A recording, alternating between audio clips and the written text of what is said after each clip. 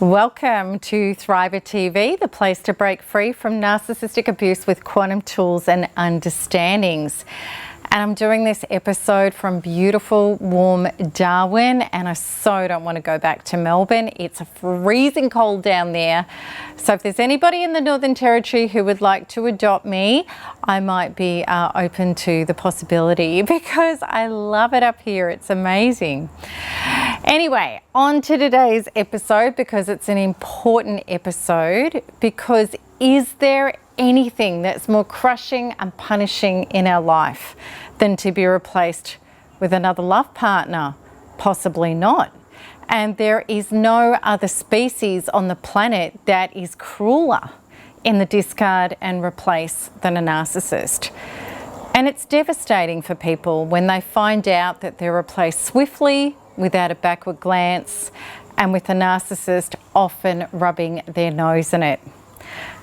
And such things like seeing pictures of the new person in the narcissist's life plastered all over social media are really common, with the narcissist all loved up as if you never existed. And I know that the devastation of being replaced may feel like you are going to die. The narcissist is off skipping into the sunset whilst you can barely get out of bed, let alone function. You feel like you're worthless, no good, defective, and as if there must be something wrong with you. I promise you this though, that once you heal from this devastation for real, not only will you not be triggered, devastated, or traumatized anymore, you will be thrilled beyond measure that you're now out of the muck once and for all. Okay, so as I go through this episode with you, I'm going to explain to you what is a healthy model of operation after breakups, what narcissists do that is severely unhealthy in breakups, and how we may unknowingly be also making serious mistakes in our choices after breakups. Then I'm going to take you through to the understanding of why being replaced hurts so much, what is really taking place in your inner being, and how to stop the pain forever, as well as any chance of being a part of a cruel discard, replace situation ever again. The normal humane model after a breakup is this. It would be pretty unthinkable after an impactful relationship to just go out and get a new partner immediately. Because surely people are not like pets, such as your dog gets run over and you go out and buy another one. And mind you, some pet owners are much too loyal to be that fickle either. Truly, a healthy model looks more like this. It's to heal, get used to again being whole within oneself, assessing the previous relationship patterns and learning and evolving from them, rather than just getting back on the horse and usually repeating the same patterns all over again, thinking that somebody different's going to change it for us.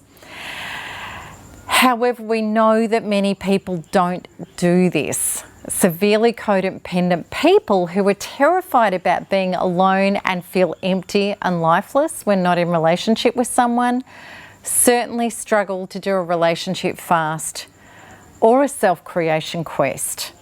And narcissists who need narcissistic supply like they need air to breathe generally wouldn't consider doing this either.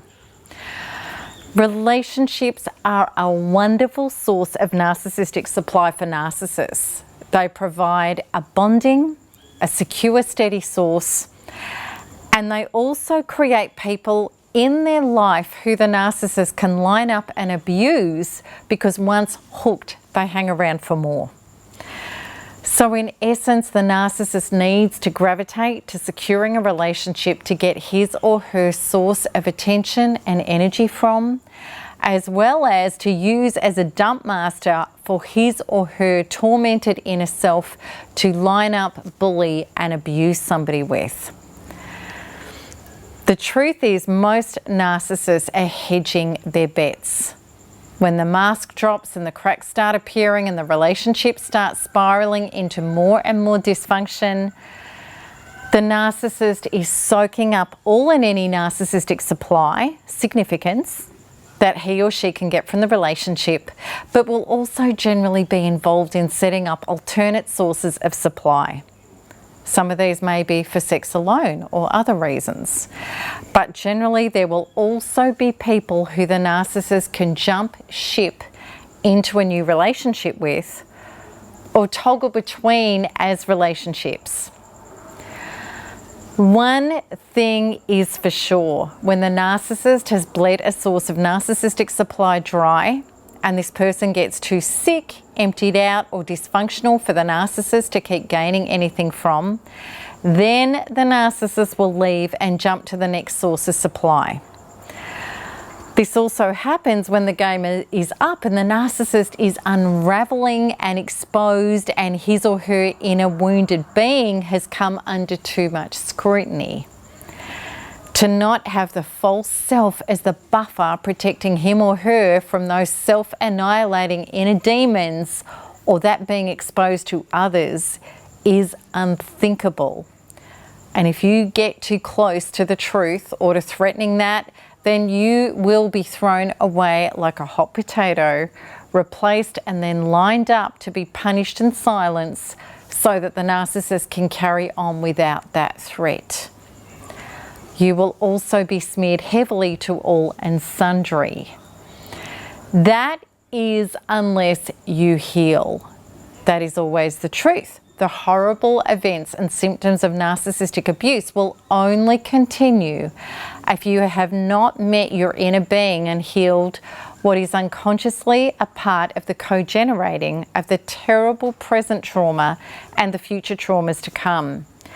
Meaning your original wounds that are still unmet and unhealed and are key to not just recover, but also circumventing, rising above and minimizing the fallout from a narcissist.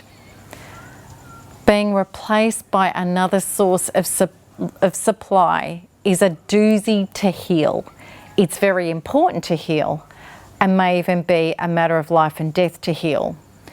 I really do think this. How many substance abuse spirals down into out of control self-destructive behaviour and even taking it tragically too far, as well as horrible accidents that can come from reckless behaviour as a result of the trauma, as a result of being dumped and replaced cruelly and savagely by a narcissist. How often does that happen? Not to mention the horrible manifestation of serious illnesses.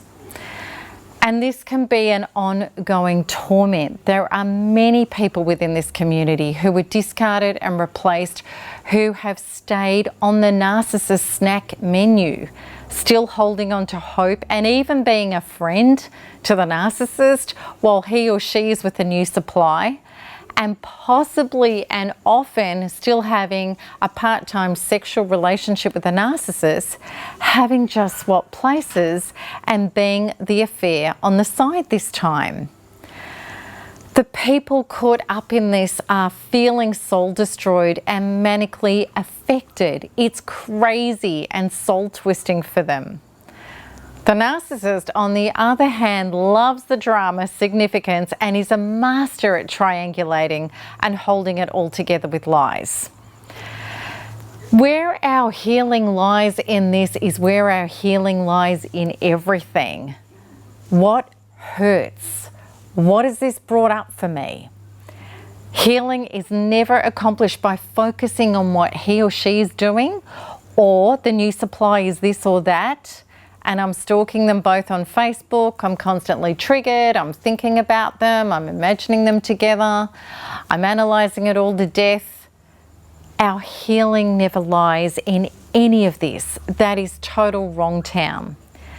Healing never happens by looking outside ourselves.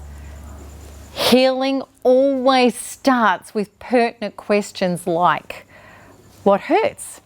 If I was to name these feelings inside my body right now, if I was to self-partner with them, hold them, validate them, and wish to love them and heal them, what are they saying to me right now? Because the real question is, what has this brought up for me? then we're starting to get somewhere. What we're doing is we're getting in contact with the original wounds that had nothing to do with the narcissist, which the narcissist is simply bringing to our consciousness now as a repeat pattern, one that is not going to stop in our life unless we go to it and heal it.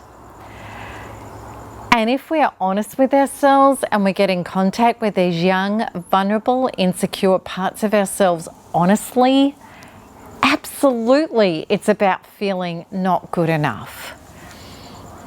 Somewhere in our past we felt overlooked, not relevant or important enough. We felt replaceable and not lovable. We felt like we were not enough to be committed to love, or be devoted to.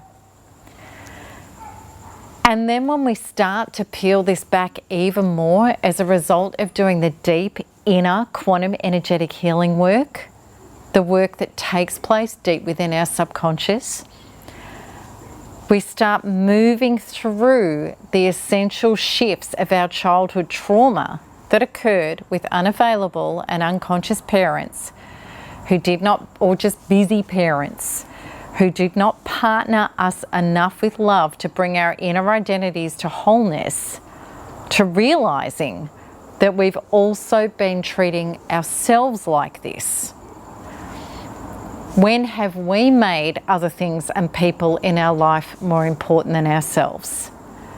When are we discarding and replacing our own true needs and love for ourselves with things and people? How have we been making choices with disappointing, painful and abusive people that reflect our own self-abandonment? And then how have we been trying to hold these people responsible for loving us when all along these painful, traumatic patterns have required our own self-devotion to heal them? The truth is, when we are not as yet self-partnered and we believe love for self is something that somebody else must provide us, and then they pull away and take that love and give it to someone else instead, we may feel like we are dying. This is exactly what has gone on here when you've been discarded and replaced by new supply. But I promise you with all my heart, when you turn inwards and you say to yourself, this is so painful, and I barely feel like I can live through this now, and I know I have to clean this up and heal it because I could just never go through this again, then you are ready to heal this like you never have been before. And fortunately, we have a way to do that now. NARP, my inner healing program, does that work with you. It heals and changes your subconscious inner programs. When you have released those childhood programs and traumas about being replaceable and not worthy of love, you do come into your own. You will stop choosing people who don't have the resources to love you, and you will generate relationships with people who do. And there will be no more trauma left. The pain completely goes, completely. So if you have had enough of the pain and you want to stop this pattern forever and you're willing to do whatever it takes to achieve that, a life of true love is what you have to look forward to. So I hope that's got to the bottom of it for you and it's inspired you how to get out of this mess and this trauma once and for all. So come over to the blog, let's have a conversation about this at blog.melanietoniaevans.com. And until the next Thriver TV episode, keep smiling, keep healing and keep thriving, because there is nothing else to do. Lots of love. Bye-bye.